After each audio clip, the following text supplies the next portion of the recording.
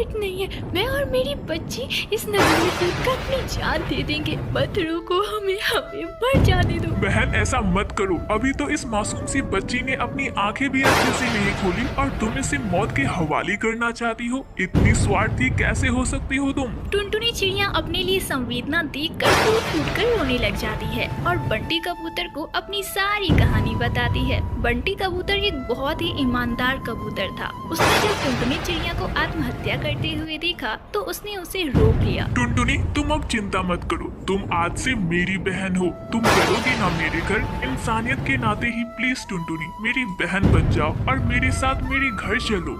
टुनटुनी चिड़िया की शादी कालू कौवे के साथ बड़ी ही धूमधाम से हुई थी। कालू कौवा टुनटुनी चिड़िया को बहुत पसंद करता था, पर उसकी माँ सुंदरी कौवी टुनटुनी चिड़िया को जरा भी पसंद नहीं करती थी। सुनो जी, माँ का व्यवहार अजीब सा लगता है, बार बार मुझे टोकती है। लगता है उन्हें लड़कियाँ पसंद ही नहीं है। अरे टुनटुनी ऐसा बिल्कुल नहीं है, तुम नई आई हो ना इसलिए तुम्हें ऐसा लगता होगा। अब सास सुंदरी कौवी टुनटुनी चिड़िया को बात बात पर ताने दिया करती। अभी टुनटुनी चिड़िया की शादी को कुछ ही महीने हुए थे कि वह कहती है, पड़ोसन की बहू के शादी के 2 ही महीने हुए हैं और वह पेट से है। तेरा पता नहीं क्या चल रहा है। शादी को 1 साल होने को चले, अभी तक मैंने पोते का मुंह नहीं देखा। पर माँ जी अभी तो मेरी शादी के केवल 6 ही महीने हुए हैं। अच्छा, बड़ा जवान तेरा कैची की तरह चल रहा है। अगर 6 ही महीने हुए हैं तो भी तो अभी तक तू पेट से नहीं है। इसी तरह कुछ महीने बीत जाते हैं और टुनटुनी चिड़िया गर्भवती हो जाती है।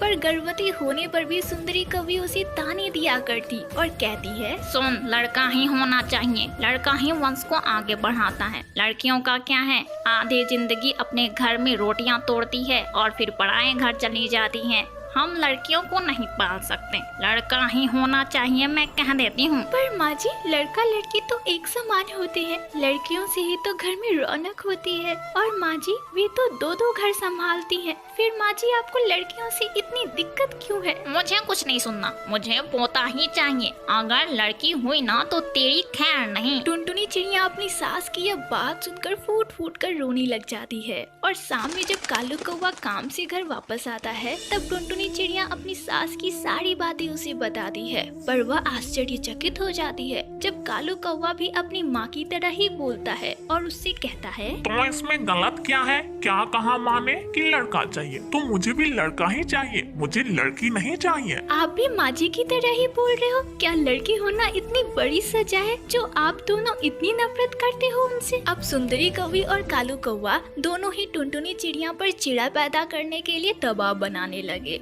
ऐसे ही कुछ महीने बीत जाते हैं और टुनटुनी चिड़िया एक बहुत ही प्यारी चिड़िया को जन्म देती है। चिड़िया को देखते ही सुंदरी कौवी का पारा चढ़ जाता है और वह गुस्से से टुनटुनी से कहती है, करमजली, तूने इस मनहूस चिड़िया को पैदा किया, निकल जा मेरे घर से। अब तेरे लिए इस घर में कोई जगह नहीं है। अपना बोरिया बिस्तर बांध और निकल मेरे घर से। पर माँ जी मैं इस हालत में अपनी इस छोटी सी बच्ची को लेकर कहाँ जाऊंगी? माँ जी जो भी है आप ही की तो है ना? खबरदार, अगर तूने इसे मेरी पोती कहा तो मैं इसकी दादी नहीं हूँ। चल निकल यहाँ से। बेचारी टुनटुनी चिड़िया अपनी बच्ची को लेकर निकल जाती है। तभी जोरों की बारिश हो रही थी। टुनटुनी चिड़िया किसी तरह अपनी बच्ची को भीगने से बचा रही थी, पर दर बदर की ठोकरें खाकर वह हार जाती है और आत्महत्या करने की सोचती है। वह जैसे ही आत्महत्या करने के लिए नदी किनारे पहुंचती है तभी वहां बंटी कबूतर आ जाता है और उसे बचा लेता है।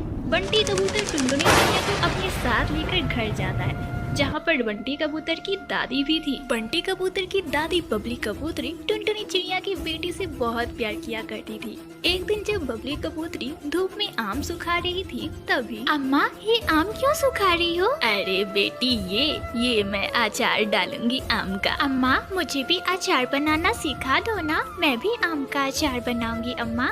हाँ बिटिया क्यों नहीं, मैं तुम्हें आम का अचार बनाना सिखा दूंगी। और आम का ही क्यों, मैं तुम्हें कई प्रकार के अचार बनाना सिखा दूंगी बिटिया। इस तरह टुनटुनी चिड़िया कई प्रकार के अचार बनाना सीख लेती है और जब उसके अचार स्वादिष्ट बनने लग जाते हैं तब वह अचार का व्यापार करने का सोचती है। इसलिए वह अपने भैया बंटी कबूतर से जाकर कहती है, बंटी भैया, कब तक मैं आप पर और आपके परिवार पर बोझ बनकर रहूंगी? भैया, मैंने सोचा है कि अम्मा ने मुझे जो स्वादिष्ट अचार बनाना सिखाया है, क्यों ना मैं उसे बाजार में बेचूं? अरे टुनटुनी बहना, ये तो बहुत अच्छा विचार है। मैं भी तुम्हारी इस व्यापार में मदद करूंगा। तुम स्वादिष्ट अचार बनाना और मैं तुम्हारी उसे बेचने में मदद कर दूंगा।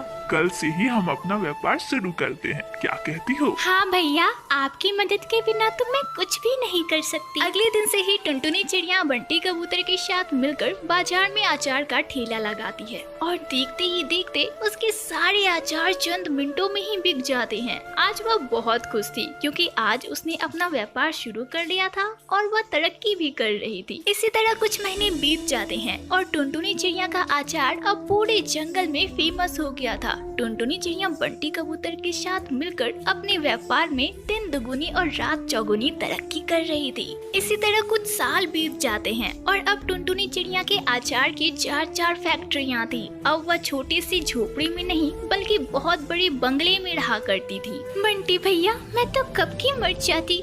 तुमने मुझे बचाया और तुम्हारे बदौलत मैं कहां से कहां पहुंच गई भैया। अरे टुनटुनी, ये मेरा नहीं ऊपर वाले का रहम है। टुनटुनी, मैंने तो सोचा भी नहीं था कि हम इतनी बड़ी हवेली में भी रहेंगे। तुम्हारा साथ मिला और देखो क्या से क्या हो गया, हम कहाँ पहुँच गए। हाँ भैया, आपने बिल्कुल सही कहा। आज देखो ना, मेरी प्यारी बिटिया पीहू भी अपने क्लास की टॉपर है और आज मैं बहुत खुश हूँ। एक दिन जब टुनटुनी चिड़िया अपने हवाई मोटर से बाजार जा रही थी तभी उसकी नजर कालू कौवे पर पड़ी जो टुनटुनी चिड़िया के अचार की फैक्ट्री के बाहर ही बैठा था। अरे कालू, तुम यहाँ क्या कर रहे हो? टुनटुनी, मैं तो तुम्हें और अपनी बच्ची को देखने आया था। मैंने सुना है कि तुम बहुत अमीर हो गई हो। टुनटुनी, मुझे मेरी बच्ची से मिलाओ ना। खबरदार, इसके आगे एक लफ्ज नहीं बोलना। तुम्हारी हिम्मत कैसी हुई मेरी बच्ची का नाम तक लेने की? तुमने तो हमें मरने के लिए छोड़ दिया था ना, तो यहाँ क्यों आए हो? निकल जाओ यहाँ से,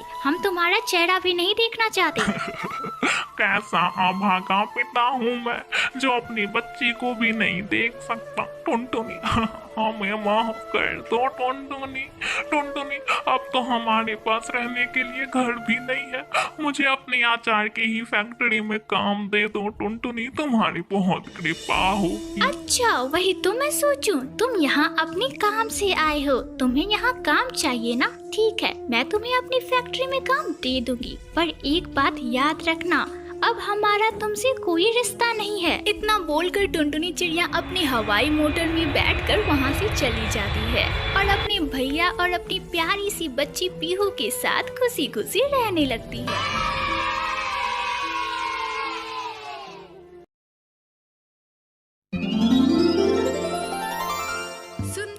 जंगलों में चिड़ियों का एक बहुत ही सुंदर आशियाना था। उसी जंगल में टुनटुनी नाम की चिड़िया अपनी बेटी टूनी, अपनी पति कालू कौवे और अपनी सास फूल कुमारी के साथ रहा करती थी।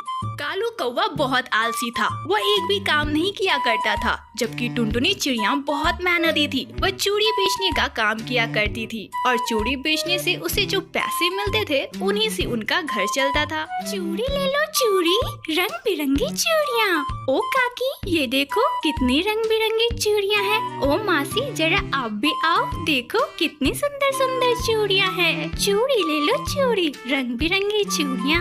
अरे टुनटुनी, ये चूड़ी कितने के दिए? सुंदरी बहन, ये 20 रुपए के हैं। अरे बाबा, 20 रुपए? अरे सुंदरी बहन, पता है ना कितनी महंगाई बढ़ गई है, फिर भी मैं तुम्हें 18 लगा देती हूँ, इससे कम नहीं होगा। अच्छा दे दो, ये ले 18 रुपए। इसी तरह टुनटुनी चिड़िया रोजाना चूड़ियाँ बेचा करती और शाम तक वापस घर आ जाती। एक सुबह, अरे टूनी बेटा, माँ के पास से कुछ पैसे लेके आ। माँ, पापा पैसे मंगवा रहे हैं। तो रुका भी, मैं उनकी खबर लेती हूँ। क्यों जी, आप मुझसे पैसे क्यों मांग रहे हो? आपने तो कभी मुझे पैसे कमा कर नहीं दिए। मेरे पास कोई पैसे नहीं है, जब देखो तब पड़े रहते हो, कोई काम करने से मतलब नहीं, कोई काम करने जाते भी हो तो 2-4 दिन काम करके उसे छोड़ देते हो। सुनो जी, आज मैं आपसे एक बात साफ साफ कह देती हूँ, अगर आपको अपना खर्चा चलाना है तो जाकर कहीं काम करो, मुझसे पैसे मत मांगो। मैं जो चूड़ियाँ बेचकर 2-4 रुपये कमाती हूँ उससे मैं किसी तरह अपना घर चलाती हूँ, उस पर अपनी काली नजर मत रखो तुम। अच्छा तो तुम मुझे पैसे नहीं देगी? नहीं दूंगी मैं पैसे,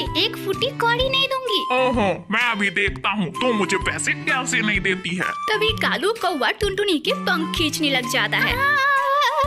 तुम्हारी हिम्मत कैसे हुई मेरे पंखों को खींचने की? निठल्ला कामचोर, एक तो काम नहीं करता, दिन भर पड़ा रहता है और मेरे पैसे भी लोभी चाहता है किसी तरह ऐंठ ले। माँ जी यहाँ आइए, आपका बेटा मुझे मार रहा है निकम्मा। टुनटुनी की आवाज सुनकर फूल कुमारी वहाँ आती है। अरे टुनटुनी, तू भी क्यों बच्चे की तरह जिद करती है? दे दे इसे कुछ पैसे, तुझे पता है ना सुबह सुबह इसका कितना मन करता है चाट पकौड़े खाने की, थोड़ी सी दे देगी तो क्या होगा? माँ जी आपका बेटा एक नंबर का आलसी और निकम्मा है, इस निकम्मे से शादी करके तो मेरी किस्मत ही